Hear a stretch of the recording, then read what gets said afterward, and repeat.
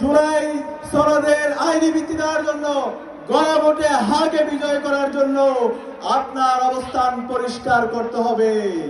এই গণভোটে হা মানে বাংলাদেশ, হা মানে আজাদি, হা মানে শহীদ উসমান আলী হত্যার বিচার, আর না মানে হলো গোলামি। এই গোলামি আমরা মেনে নেব না। এই বিষয়ে আমরা গত 16 বছর আমরা সবাই মজলুম ছিলাম। ফেসিবাদী সময়ে আমাদেরকে কাজ করতে দেওয়া হয়নি, কিন্তু জুলাই বিপ্লব পরবর্তী 1.5 বছর জুড়ে আমাদের অবারিত সুযোগ ছিল।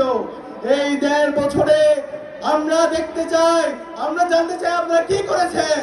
আমরা দেখতে পেয়েছি 500 দিনের হিসাব যদি দেখি, এই 500 দিনে আপনারা সারা দেশব্যাপী চাঁদাবাজি করেছেন, সারা দেশব্যাপী টেন্ডারবাজি করেছেন, সারা দেশব্যাপী সন্ত্রাস করেছেন, সারা দেশব্যাপী দর্শন করেছেন, সারা দেশব্যাপী হত্যা করে নিজেদের অন্তঃকুণ্ডলে ডাবল সেঞ্চুরি করেছেন। একই সাথে আমরা দেখতে পেয়েছি বাংলাদেশ জামাত ইসলামী গত 16 বছর জুড়ে ফ্যাসিবাদের বিরুদ্ধে রাজপথে আন্দোলন সংগ্রাম করেছে, জুলাই বিপ্লবে অগ্রণী ভূমিকা পালন করেছে।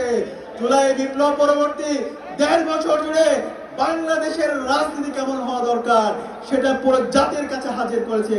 জুলাই বিপ্লবকে সবচেয়ে ভালোভাবে ধারণ করেছে বাংলাদেশ জামাত ইসলামী। জুলাই বিপ্লবের প্রত্যেক শহীদের কাছে আমির জামাত ডাক্তার শফিকুর রহমান গিয়েছেন, শহীদ পরিবারের কথাগুলো শুনেছেন, শহীদদেরকে নিয়ে স্মারক বের করেছেন, শহীদদের আকাঙ্ক্ষার আলোকে বৈষম্যহীন ইনসাফ ভিত্তিক বাংলাদেশ নির্মাণ করার জন্য তিনি কাজ করে যাচ্ছেন।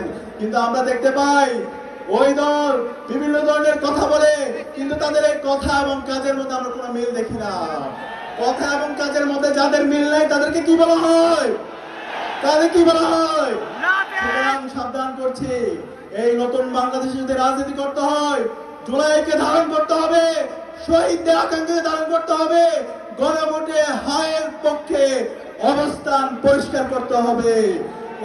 আগামীর যে বাংলাদেশ হবে সেই বাংলাদেশ হবে ইনসাফের বাংলাদেশ। ইতিমধ্যে বাংলাদেশের তরুণরা ইনসাফের পক্ষে অবস্থান নিয়েছে। বাংলাদেশের 5টি ক্যাম্পাসে ছাত্র সংসদ নির্বাচন হয়েছে।